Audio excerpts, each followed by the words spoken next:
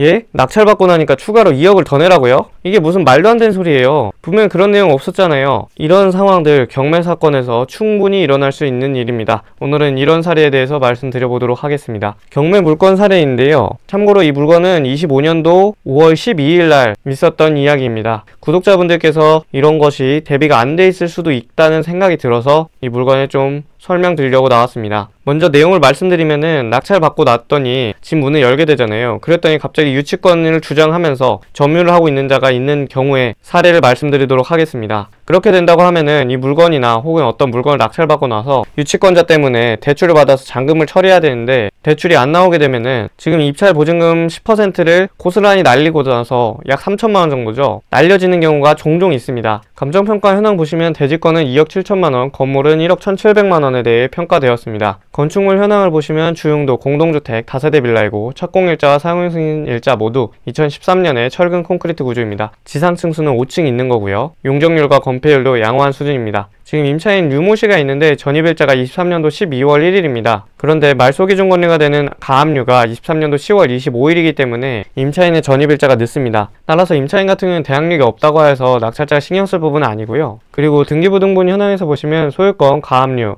근저당권, 가압류, 압류, 임의경매, 압류이기 때문에 가압류가 말소기준 권리가 되어서 후순위로 인수되는 권리가 없기에 모두 소멸하는 권리이므로 깔끔한 물건이라고 보시면 되겠습니다. 건축물 대장에서 일반 건축물 내용도 보이지 않고 명칭이나 호 명칭, 대지의 위치와 지번, 도로명 주소, 건물의 용도가 단지형 다세대 주택이며 면적 또한 확인하였고 소유자 현황에서도 전반적으로 건축물 대장에서 특별한 특이사항은 보여지지 않습니다. 감정평가서는 24년도 3월에 작성되었고 그 당시에 3억 9천만 원 평가된 사실을 아실 수 있고요. 건물 외관도 굉장히 괜찮죠. 깔끔한 준신축에다가 옆에도 또 신축 빌라들이 들어섬으로써 주차장 여건도 구비가 되어 있고 깔끔한 거주 환경을 보여지고 있습니다. 또 방 같은 경우에는 총 3개로 구성이 되어 있고 화장실도 2개 있으며 다용도실까지 있는 방이 약 3.5개에서 4개 정도로 볼 수 있는 아주 우량한 물건으로 보시면 되겠습니다. 현황조사서에서 임대차 관계 1명이고 점유는 임차인이 하고 있다 이런 내용이 기재되어 있고 아까 보셨듯이 후순위 임차인이 점유하고 있기 때문에 신경 쓸 바는 아니고요. 방금 말씀드렸던 내용을 매각 물건 명세서를 통해서 공식적으로 임차인이 후순위라는 것을 확인을 하였습니다. 또한 지금 가압류이기 때문에 최선순위 설정으로 되어 있는지 확인을 해봐야 되는데요. 그것을 매각 물건 명세서를 통해서 확실하게 확인을 하였고 가장 중요한 점이 이곳에 있는데요. 이 비굴한 내용을 좀 봐보겠습니다. 주식회사 더 땡땡땡이 금융사대금 채권 4천만 원을 위하여 유치권 있다는 신고를 하였으나 이런 내용이 기재되어 있습니다. 유치권이 신고되었다는 것이죠. 그런데 입찰 내용을 보니까 지금 25년도 5월 12일 날 이 물건이 매각이 되었는데요. 입찰자가 17명이나 입찰을 했습니다. 이 물건 같은 경우 유치권이 있다고 했는데 17명이나 입찰을 했다는 것이 좀 이상하죠. 위치 같은 경우는 간단하게 보시면 이곳에 위치해 있고 앞에 한강을 끼고 있는 구조이며 5호선 광나루역이 도보권에 있는 아주 괜찮은 입지에 있었는데요. 이게 굉장히 조심하셔야 될 게 제가 여러 번 강조드린 바 있지만 경매 사설정보지 사이트에서 문건 접수 내역을 보시면 하나씩 보았을 때 유치권 내용이 절대 보이지 않습니다. 그렇기 때문에 매각 물건 명세서를 통하지 않는 한 이 물건에 대해서 유치권이 신고되어 있는지 절대 알 수 없는 것인데요. 그런데 법원 경매 접수 내역에서 사설 정보지 사이트가 아닌 곳에서 유치권이 취하된 사실을 알 수가 있다는 것입니다. 여기 보시면은 25년 4월 28일 날 유치권이 신고되었었죠. 아까 사설 정보지 사이트에서는 이 내용이 기재가 안 되어 있었습니다. 그 뒤에서도 당연히 지금 보고 계시는 이런 내용들도 기재가 안 되어 있었고요. 그런데 아까 17명이나 입찰을 했었잖아요. 그 내용이 지금 보시면은 이 내용입니다. 25년도 5월 9일 날 유치권자가 유치권 신고를 취하서를 제출했다는 사실을 알 수 있고요. 참고로 5월 9일은요. 경매가 진행되기 딱 3일 전입니다. 경매는 5월 12일 날 진행되었는데 경매 진행되기 딱 2주 전에 유치권을 신고해 놓고서 딱 3일 전에는 유치권 신고를 취하서를 제출한 것이죠. 입찰하려고 하는 입장으로서는 굉장히 이 유치권 신고되어 있는 것 때문에 아주 헷갈릴 수 있다는 것이죠. 그러고선 갑자기 사설정보지에 대해서는 나오지 않는 유치권 신고 취하를 3일 전에 했다는 것이죠. 지금 보시면은 경매 사설 사이트에서는 유치권 내용이 전혀 없으므로 이것이